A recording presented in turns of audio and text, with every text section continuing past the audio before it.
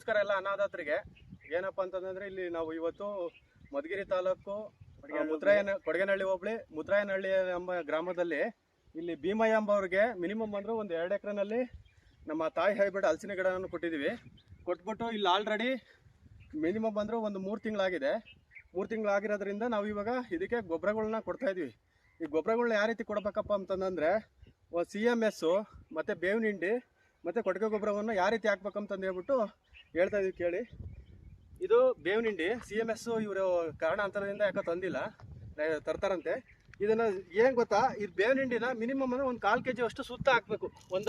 ಏನು ನಾವು ನಾಟಿ ಮಾಡಿರ್ತಕ್ಕಂಥ ಗಿಡ ಬಿಟ್ಬಿಟ್ಟು ಒಂದು ಅರ್ಧ ಅಡಿ ಫೀಟಲ್ಲಿ ಸುತ್ತ ಈ ರೀತಿ ಕುಣಿ ತಗೋಬೇಕು. ಈ ರೀತಿ ಕುಣಿ ತಗೊಂಬಿಟ್ಟು ಮಿನಿಮಮ್ ಅಂದರೆ ಒಂದು 1/4 kg ಅಷ್ಟು ಬೇವಿನ ಹಿಂಡಿಯನ್ನು ಸುತ್ತ ಹಾಕಬೇಕು. ಸುತ್ತ ಹಾಕ್ಬಿಟ್ಟು ಈ ರೀತಿ ಸುತ್ತ ಹಾಕಿದ್ರೆ ಮತ್ತೆ ಅದ್ರ ಮೇಲೆ ಕೊಟ್ಟಿಗೆ ಗೊಬ್ಬರವನ್ನು ಒಂದು 2 kg ಅಷ್ಟು ಸುತ್ತ ಹಾಕಬೇಕು. ಏನು ನಾವು ಗುಡಿ ತೆಗೆದಿರ್ತೀವಲ್ಲ ಅದ್ರ ಸುತ್ತ ಒಂದು 2 kg ಅಷ್ಟು ಹಾಕಬೇಕು.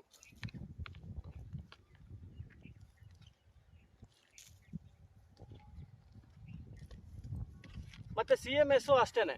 CMS ಅವ್ರು ತಂದಿಲ್ಲ.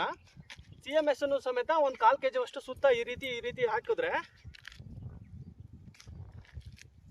ಈ ರೀತಿ ಹಾಕ್ಬಿಟ್ಟು ಇದನ್ನ ಮಲ್ಚಿಂಗ್ ಮಾಡ್ಬೇಕು. CMS ತಂದಿಲ್ಲ.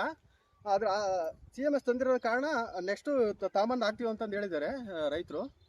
CMS ಸಮೇತ ಒಂದು 1/4 kg ಅಷ್ಟು ಸುತ್ತ ಹಾಕ್ಬಿಟ್ಟು ಇದನ್ನ ಈ ರೀತಿ ಮಲ್ಚಿಂಗ್ ಮಾಡಬೇಕು. ಮಲ್ಚಿಂಗ್ ಮಾಡೋ ಉದ್ದೇಶ ಏನಪ್ಪಾ ಅಂತ ಸರ್, ಅದೊಂದು ಹಾಕ್ಬಿಡಿ. ಅಲ್ಲೊಂದು ಆರ್ಗಾನಿಕ್ ಫರ್ಟಿಲೈಸರ್ ಇದೆ, ಅದು ಇದೆಯಾ? ಅದು ಇದೆ, ಹಾಕಿ.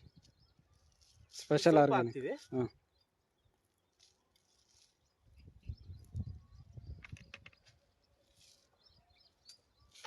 ಈ ರೀತಿ ಹಾಕ್ಬಿಟ್ಟು ಇದನ್ನ ಮಲ್ಚಿಂಗ್ ಮಾಡಬೇಕು.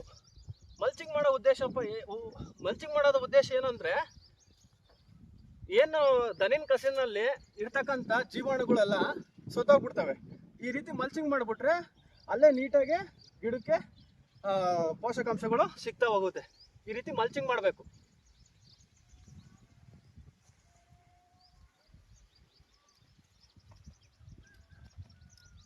ಈ ರೀತಿ ಎಲ್ಲಾ ಗಿಡಕ್ಕೂ ಮಾಡ್ತಾ ಹೋದ್ರೆ ಗಿಡ ತುಂಬಾ ಹೆಲ್ತಿ ಆಗಿರುತ್ತೆ, ಆರೋಗ್ಯಕರವಾಗಿರುತ್ತೆ.